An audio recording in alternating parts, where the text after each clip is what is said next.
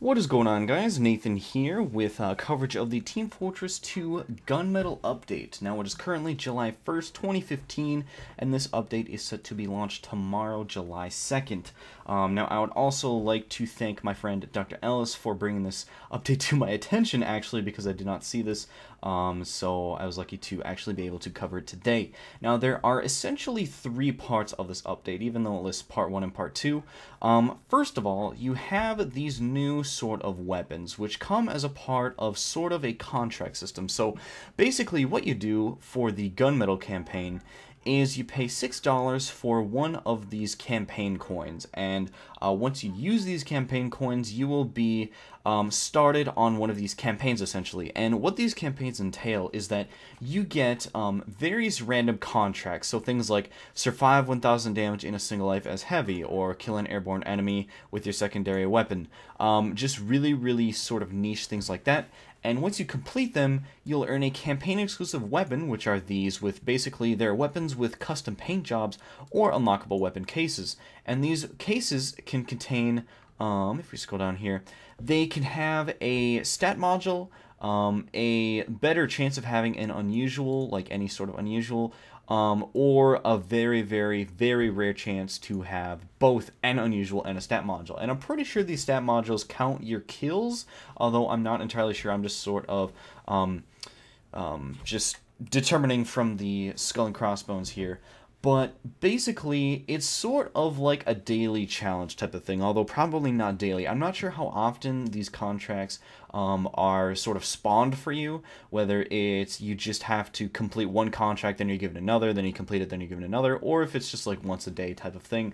But basically, you're given these weapons, and as you complete more contracts, they turn from factory new to field tested to battle scarred, and basically they'll be more rare as you go down the line here, with battle scarred being probably the most rarest, being that'll mean that you've went through a lot of contracts. And then a portion of these sales will go towards the map makers, the community map makers, which is good. And then, let's see, so weapons from the 2 Fort and Craftsman collections are only available by completed contracts, and then the Powerhouse and Concealed Killer collections are only available through weapon cases. So these weapons, I believe right here, so, let me go back here. So, 2 Fort weapon collection available by completing contracts, Craftsman weapon collection available by completing contracts, and then from the crates you get the Concealed Killer. These weapons, these are a little bit more crazy, a little bit more intricate design patterns, and the Powerhouse weapons, which seem to be pretty zany, like an LSD type of flamethrower there that's pretty crazy, and sticky bomb there, and wow, that's insane. But it's kind of like a daily challenge thing from Hearthstone, except that you have to pay for it, kind of. And then you have this cool animation here. This is basically the knife sort of checking out your weapon animation from Counter-Strike Global Offensive. You can look at your nice shiny weapon here, see how many kills you have, and stuff like that, so that you can admire how much you've spent on campaigns, I guess. I'm not really sure. But yeah, that's pretty much part 1. I personally am not too interested in this whole part of Team Fortress. I don't really care about weapon cosmetics personally, but that's just me, and I really don't want to spend $6 for this type of stuff. But moving on, and then so for a second part here, I'm sort of going to split this into 2 separate parts. So we have 3 new community maps, and then a map that was actually created by Valve. So Powerhouse, which is sort of spoiled a little bit here, is a densely packed, fast-paced 3-point CP map. So it looks like it's going to be very CQC, and there's going to be 3 control points. So that looks interesting. Not much to say about it really, because we don't have much of sort of an indicator of what it will be, but I mean, you can infer whatever from this. This picture doesn't really tell a lot. Yeah, I don't know that there's anything that we can really glean from these, or this sort of picture. But if we move on to the community created maps, A lot of you guys have probably played these maps before. PL Borneo is now an official map within Team Fortress 2. I've played Borneo in competitive, and it's sort of an okay map, a little bit confusing, a little bit weird, but that's kind of okay. Suijin I have not played, although I have to say it does look pretty beautiful given how old Team Fortress 2 is. Maybe it's just the vibrant colors here. And then we have Snowplow, which I actually have never played on this map either. I have no idea how this map works, but there are some pictures for you if you are interested. Yeah. And then we have some new taunts, some new Russian. So that's going to be the obvious heavy Russian taunt. I think this taunt is Russian in origin. I'm not really sure. But that looks like a lot of fun. More cosmetics. Oops, that's full screen. And the Boxtrot, which is, I think, kind of a wink... a wink and a nudge towards Solid Snake when he would go under a box. God dang it, that's full screen. And then we have the Proletariat Pose Down, which is something I would have expected to be shown off more on Soldier. He seems kind of like the buff Macho Man type of guy. And yeah. So, and then some new achievements. And, okay. So, those are the sort of maps and cosmetics that were introduced into the game.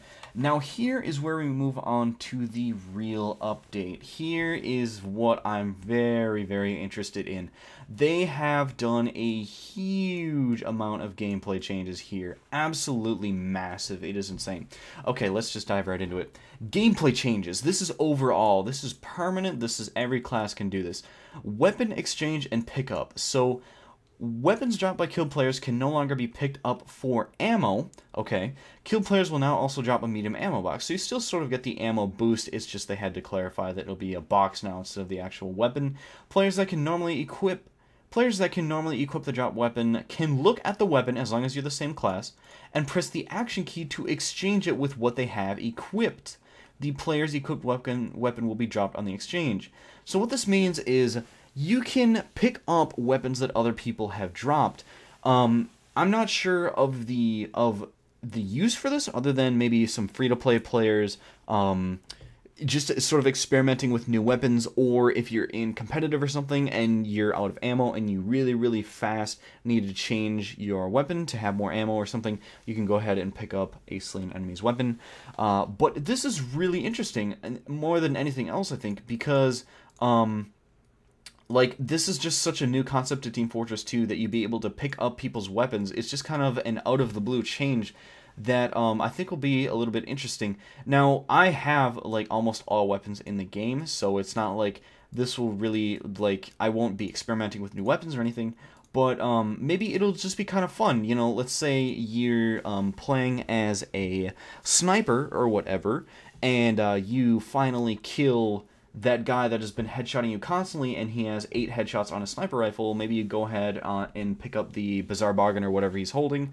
And I don't think heads would stay on that, but, like, you can, I don't know, you can, like, sort of taunt him by killing him with his own weapon, or stuff like that. So kind of an interesting change there.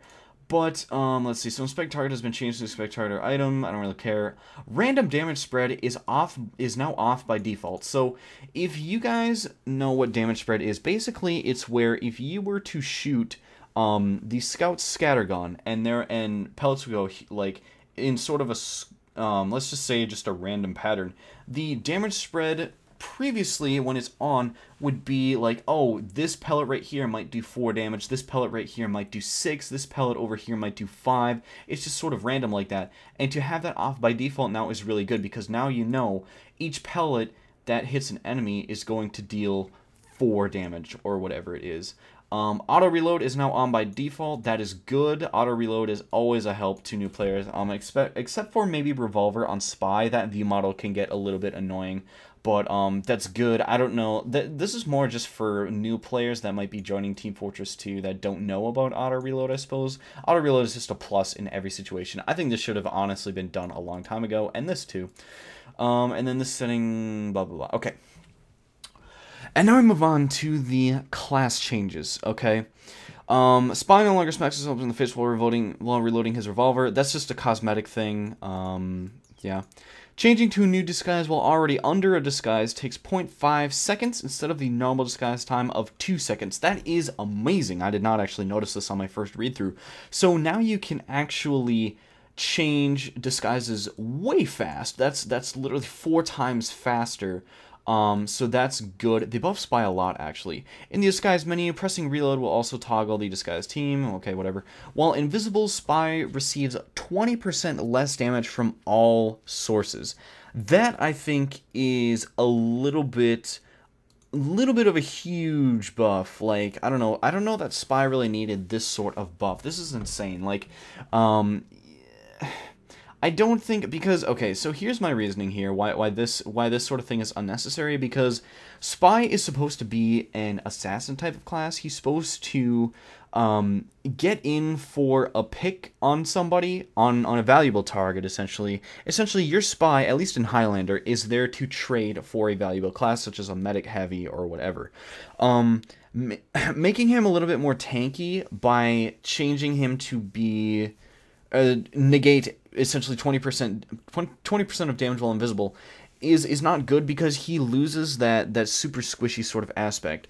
I think that, you know, you could go in for a stab cloak, especially if you have Dead Ringer on, and all of a sudden you are able to get away again and survive. Like, Spy really needs to just get in a kill, probably die, and respawn. Like, that's how you play Spy, and I don't know, I don't think that he really needed this kind of buff, so that he can keep sort of sustaining after stabs. While invisible, Spy's reduced timer on debuffs, Fire, Draughty, Milk, Bleed, that's pretty good as well. And then decrease the damage penalty on Sentry Sapped by the Spy from 66 to 33%. So shooting a Sentry the Spy Sap with a revolver is now more effective. That's good. I like that. I like the idea of this, because it sort of encourages teamwork and sort of taking down sentries and stuff. I don't know that he needed this buff on his Sapper. Maybe this was more to buff the default. Oh, this is actually all sentries sapped by the Spy, so not just like the red tape revolver or anything. So that's interesting. But yeah, Spy got buffed a huge amount. And this is just Spy overall. Now we move on to the Spy weapons. Okay, this is insane. Spy skill change fire immunity for 3 seconds to fire immunity for 1 second and 7 seconds of afterburn immunity. So that's interesting, actually, because it means that you, again with the Spy skill, you can't chase as well. If a pyro gets his flame off of you and stops seeing those flames, then you won't take afterburn immunity. Remove the silent killer attribute. Okay, so it was sort of changed to compensate for that a little bit. Spy skill recharge timer can now be reduced by picking up ammo boxes. So the Spy skill was changed, not really buffed or nerfed, because the silent killer attribute was pretty huge. And I think, honestly, this isn't that big of a deal, because you could definitely hear when somebody was backstabbed with the Spy skill behind you, because it would make that freeze up sound. But that's interesting. So I think Spy skill, this is definitely a plus for the Spy skill. Spy skill got a little bit better. The Enforcer changed plus 20% damage bonus while undisguised to plus 20% damage bonus while disguised. That's interesting. So now Enforcer is a little bit more stealth focused rather than like fighter focused. Revolver Spy's probably not as good in terms of just fighting in the open. The Big Earner added 3 seconds speed gain on kill. That's good. It's just a straight up buff. The Big Earner was definitely needed some sort of help. The Kunai was buffed hugely. Health penalty reduced from minus 65 to minus 55. So instead of having 60 health, you have 70 health. Minimum health gain of 75 on kill. So if you get a single stab, you are now above 125 health, which is Spy's default. And now your maximum overheal from Kunai increased from 195 to 210. So you now can potentially get even more tankier with the Kunai on Spy. So definitely a lot of buffs to the Kunai. I think that's good. The Kunai definitely needed some help, and I like these changes. The Cloak and Dagger can now pick up animal kits for Cloak Meter while visible, so not invisible. Previously could not pick up ammo packs for Cloak. Cloaking is at a reduced rate compared to stock Inviswatch on ammo pickup. So you don't pick up, or you don't essentially get more cloak from ammo boxes as the default. I'm not sure that the Cloak and Dagger needed this buff as well, because the Cloak and Dagger kind of had a good trade-off in that it was a much, like, a little bit of a slower invisibility watch than the default. And I think that was one of the core essences of the default invisibility cloak, was that you basically chained being invisible from one end of the map to the other by picking up ammo boxes. And it kind of sucks that that unique aspect of the default, besides like Dead Ringer and stuff, is now on the Cloak and Dagger. Because Cloak and Dagger was definitely more focused on being invisible, sort of staying where you are, regenerating cloak, and waiting for the perfect moment to strike. So I'm not really sure what to think about on that. The Dead Ringer triggering Feign Death instantly removes 50% cloak meter. That is actually pretty insane. I did not notice that on my first read-through again. Changed increased drain rate to a decreased drain rate. Overall duration of invisibility is still 7 seconds when accounting for initial spend of 50 cloak meter for triggering Feign Death. Okay, so you actually are invisible for the same amount of time. It's just that the total... Well, I don't really get that then, though, because why would you need to regenerate an even longer cloak for the Dead Ringer, unless you're standing on top of a dispenser or something? Decreased cloak regen rate from plus 80% to plus 50% when Feign Death is triggered. The fire receives a 3-second speed boost. That's pretty major because it allows for really quick escapes. Initial attack that triggers Feign Death has its damage reduced by 50%. Again, just another buff for the Dead Ringer. It's just insane. Damage resistance on triggering Feign Death scales over time. Okay, so you take less damage as you are longer into your Feign Death cloak. Feign Death Stealth has no bump shimmer for 3 seconds. I don't know what bump shimmer is. Oh, that's where you are sort of outlined when you touch somebody. So that's definitely a nerf. So after 3 seconds, you can be seen by people when you bump into them. 3 seconds after triggering Feign Death, spies under normal invisible conditions. 20% armor and shimmers if bumped or not. So essentially, you only get the cloak buffs of the Dead Ringer for only 3 seconds once you're into your Feign Death cloak, and can no longer pick up ammo for cloak meter while cloaked. So that is good. Pretty neutral changes for the Dead Ringer, I think. They buffed it in a lot of areas, but nerfed it as well, especially here where you can't pick up ammo for the cloak meter. That's pretty major, because now you sort of have to Feign Death, get out of a fight, and then regenerate on your own without picking up ammo boxes. Engineer construction boosts. So Engineer basically got buffed a ton with this one change. Construction boosts from multiple sources. Oh, no, not that one. But anyway, if from multiple sources, now additive instead of multiplicative. Calculations are based around a 1x building speed. So basically, I'm pretty sure what this means is that if you have two engineers, repairing your sentry, it's going to be a little bit faster, and if you have 3 engineers, it's like even faster, because basically they stack. So I'm not really sure how this will work. I'm not sure that I understand this to the fullest extent. But this one here, increased base wrench construction speed on hit boost by 50%. Buildings now build 2.5% faster instead of just 2 times. So what this means is that okay, so I think all buildings build 50% faster now, because this is sort of a base rate. This is not just the base wrench, but all other wrenches sort of build off of this, or at least this and the Jag are now changed, because if we actually go, let's see, teleporters, level 2... Okay, so hang on, let me go down here. With the change, with the change to base construction boost, Jag bonus has improved. 30% increase of 1.5% makes a total of 1.95%.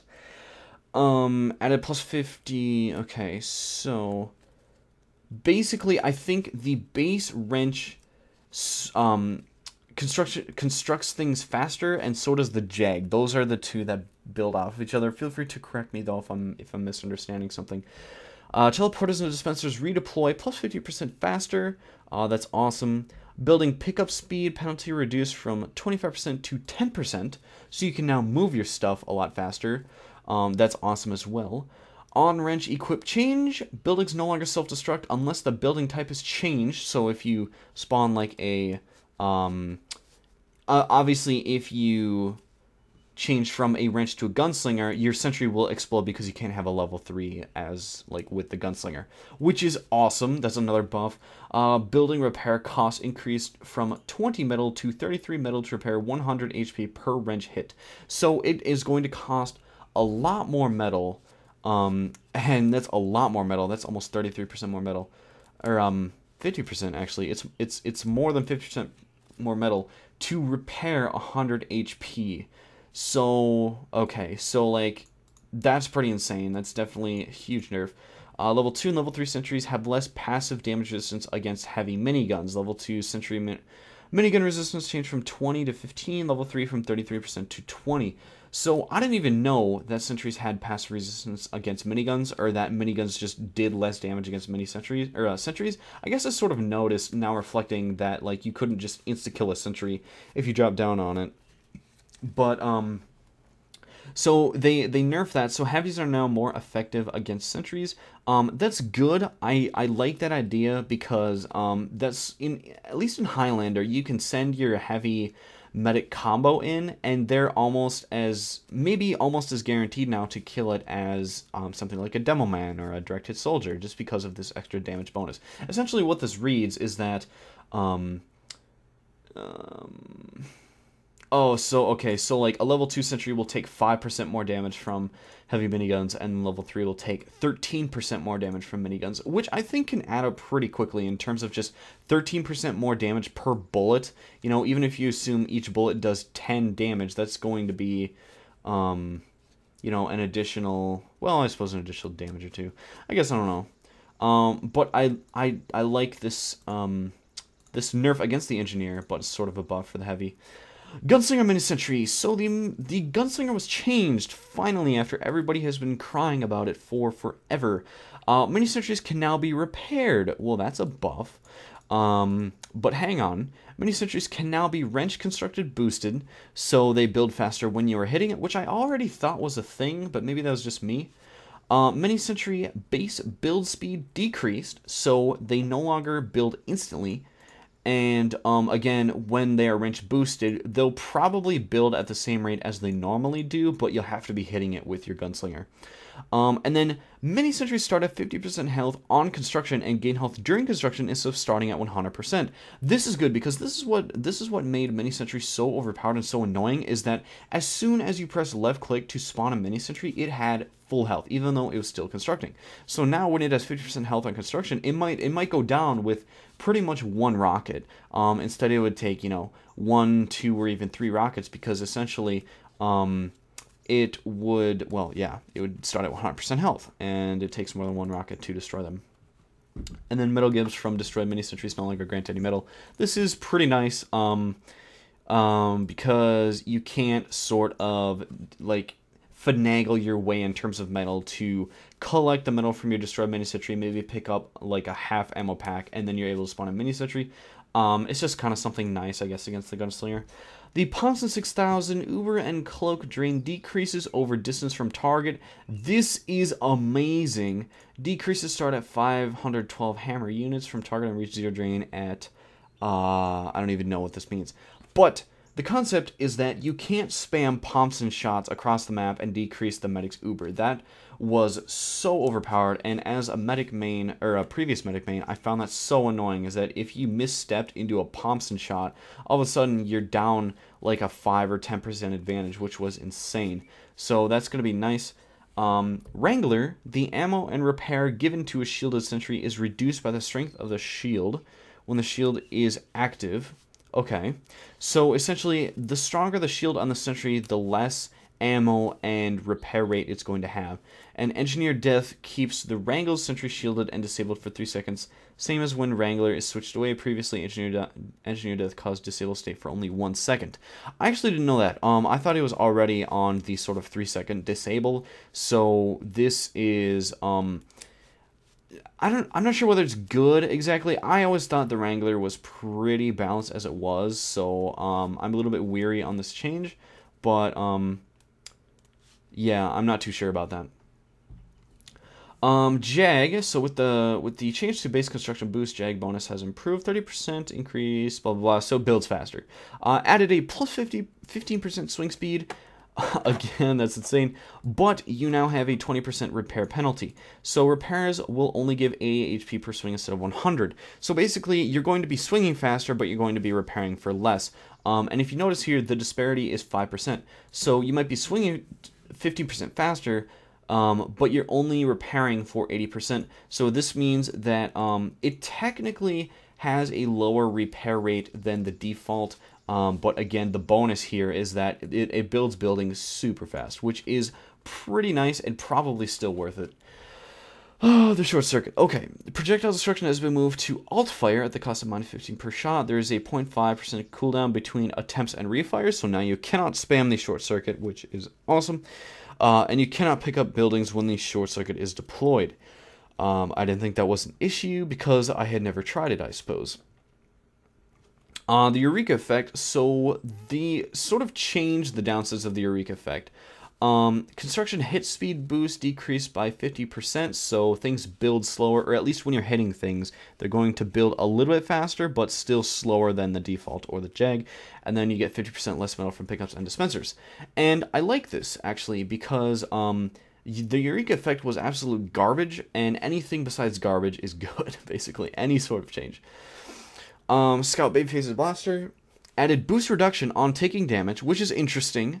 Added increased amount of boost lost on air jump. So they nerfed the Babyface's Blaster a little bit.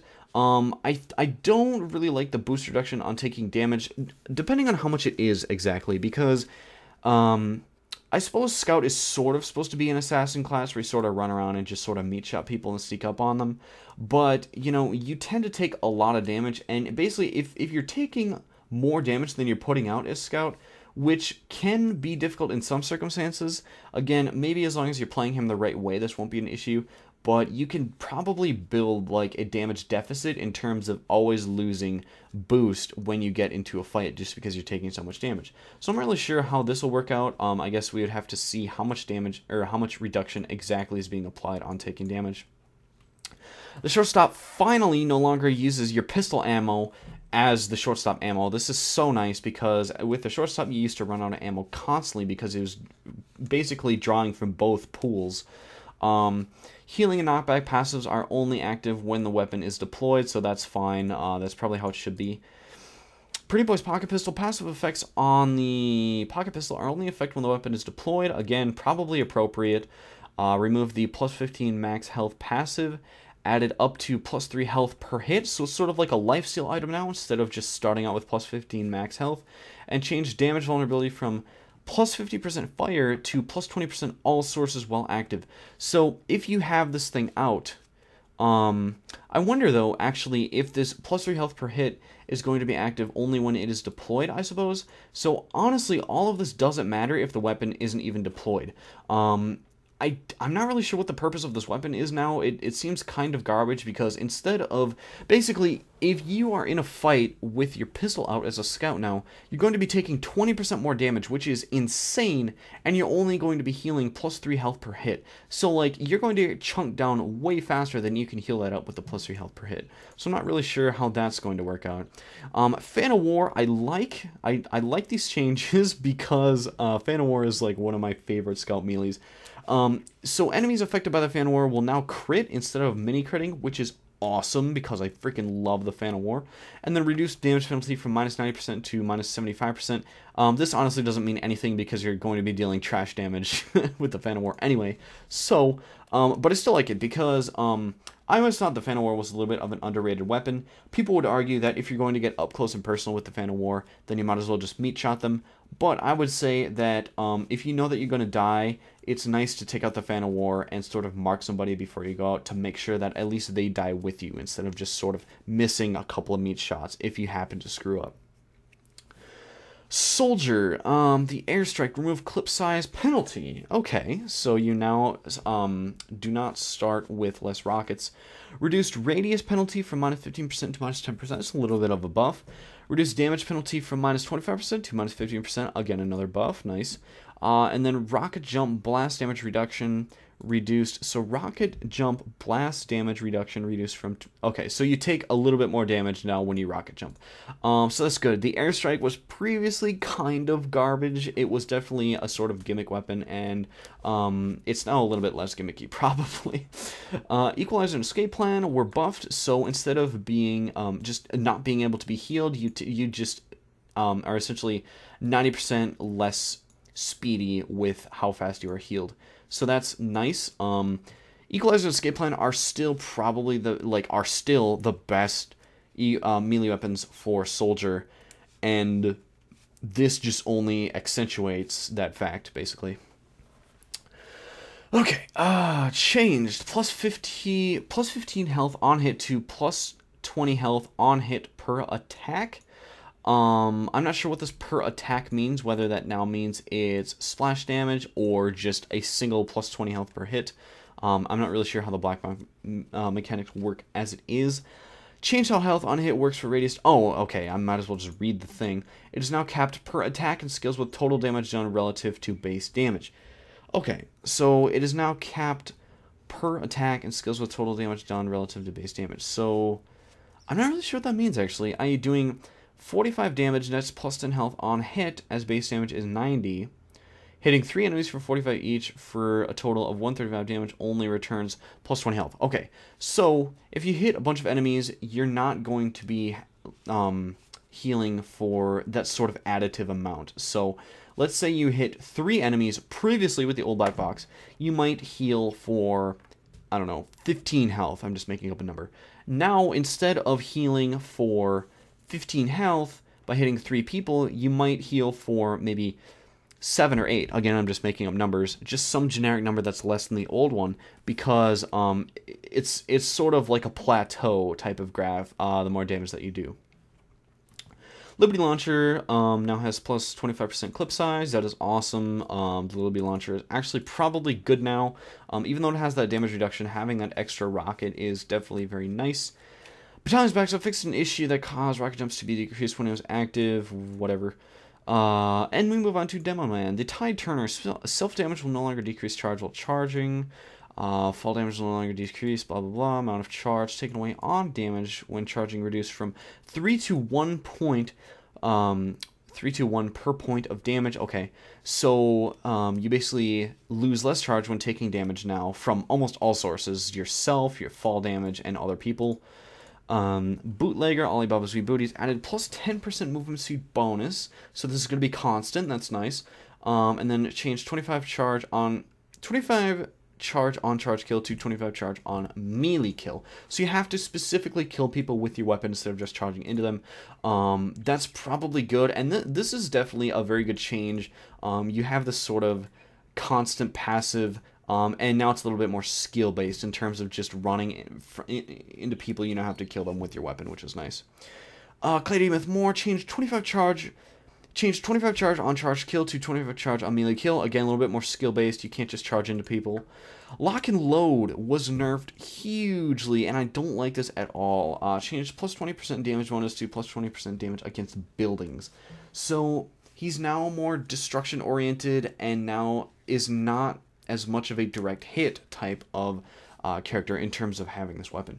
So I do not like this at all, because I think the Lock and Load should definitely, because it only stores, you know, two shots in its magazine, and it's very sort of direct hit focused in terms of the projectiles travel faster and more straight, it should definitely always be dealing additional damage, very much similar to the direct hit, because you should be rewarded for getting those direct hits on players. So that kind of sucks. The Iron Bomber, remove damage penalty on self-detonate, reduces the radius penalty from... Okay, Quickie Bomb Launcher, damage is now increased based on charge amount when the bomb is fired, so if you charge up your bomb a lot for a long-distance shot, it's going to deal much more damage. Ullapool Caber, reduced explosion base jump damage from 100 to 75, so you take less damage when you basically hit somebody with the Ullapool. Reduced damage ramp up bonus for close range attacks now is the same as other explosive weapons. I'm not really sure what this means. I didn't know that it had a ramp up bonus for close range attacks, because how else would you be using the Ullapool Caber? So that's interesting, I guess. I'm not really sure how this is a change. Yeah. Pyro Flare Gun, added text to describe 100% crits on burning targets. That's always been like that, and it's good to finally have that added in there so people know about it. Scorched Shot, reduced damage penalty from minus 50% to minus 35%, so that's good. You take less damage while you're scorched jumping. Now has increased knockback on burning targets. That's a nice little buff. Increase the blast radius from flares to 92 to 110. Another buff. Hits and explosions, always mini-crit burning targets. Another buff. Good. Scorched Shot definitely needed something to help it out against the 100% critical ability of the flare gun. Detonator added... Oh... Okay, never mind. The detonator is the one where... Which one is the one where you jump? Yeah, Scorched Shot is the one where you can flare jump. Okay. Added text to describe 100% mini crits on burning targets instead of the 100% crits. Slightly increased blast jump height when doing a detonator jump. Oh, it is detonator jump. Yeah. I thought you could do Scorched Shot. Whatever. I'm confused. Increased blast radius, detonating explosions now, also mini crit, burning targets, increased damage penalty to minus 25%. So these are nice sort of buffs. They're balanced by the damage penalty of 25%. Increased self-damage penalty from plus 25 to plus 50%. So you're going to take more damage, actually, when detonator jumping now, which is interesting. Okay, the Vaccinator, this has been a bug that has been showcased, actually. I've actually seen this from Thief's YouTube channel, where if you are healing a patient with the Vaccinator, they don't die from a headshot because they have almost full crit immunity. It's insane. Vaccinator base resist does not grant any crit resistance. That's good. Now, so Vaccinator Uber deploy now always takes exactly 1 bar of Uber charge. I thought it already did this, but maybe I was wrong. Vaccinator Uber deploys gives the patient a 2.5 second bubble of 75% damage resistance of the current resist type and full crit resistance to that type. These bubbles do not disappear if the these bubbles do not disappear if the medic stops targeting the current patient. Multiple bubbles of different type can be applied to the same patient or multiple patients given the same resist Uber, each consuming 1 charge. So that is awesome. I totally did not read that when I was reading through this. So that actually makes the Vaccinator almost legit, because essentially what you do is if you keep somebody alive, now granted you're not going to be able to heal your other teammates, but if you're on like a heavy or something in Highlander, or maybe it's 6s and you're just on your pocket or something, you can sort of start stacking damage resistances and make him probably almost better than just an Uber charge, because you always have some guy that's resistance to pretty much everything. Vaccinator Uber, and I mean, okay, so if you actually take this into a competitive scene, for example, the main damage types are bullets and explosions, so you don't even need, you need literally 2 bars of resistance to stack those onto somebody, the damage and bullet resistance, or the explosion and bullet resistance. So that would only actually take probably about 20 seconds to have somebody immediately tanky like that, which is insane. Okay, so Vaccinator Uber build now suffers the same penalties as other Miniguns when it comes to multiple medics on the same target and max overhealed patients. Okay. Decrease the bonus healing a medic received for properly selecting right damage resistance type. Decreased the bonus healing a medic received. Oh, probably, okay, from 25%. So basically, if you were resisting somebody for fire and they were taking fire damage, you would be healed a little bit. So now that's been nerfed a little bit, so you heal a little bit less, from 25% to 10% of incoming damage. Added a penalty of 66%, decreased Uber build rate while healing an overhealed patient. So basically you can't stack the Uber bubbles as fast on like one person, as long as they're staying overhealed. So that's probably a good balance. But I'm glad that that Vaccinator was given some help, because it was definitely the weakest Minigun, and it was just floundering in almost all aspects of Team Fortress 2. Almost done. Solemn Vow added 10% attack speed penalty. Okay, so basically, the Solemn Vow previously, I think, had still is an unwritten statistic that the Solemn Vow is a direct upgrade from the default melee, except for it has less crit percentage, and now has a visible nerf of 10% attack speed penalty. So that's interesting. Sydney Sleeper, Jardy now applies on all scope shots, and not just, you know, having it charge halfway or all the way full, and it can last between 2 to 8 seconds. Bizarre Bargain no longer loses heads on a miss. Collecting head requires a headshot kill. Each head boosts charge rate by 25% up to 200%. Charge rate penalty changed from -20 to -50. And then now requires 2 headshot kills to be back at base speed, and 6 kills for 200% charge rate.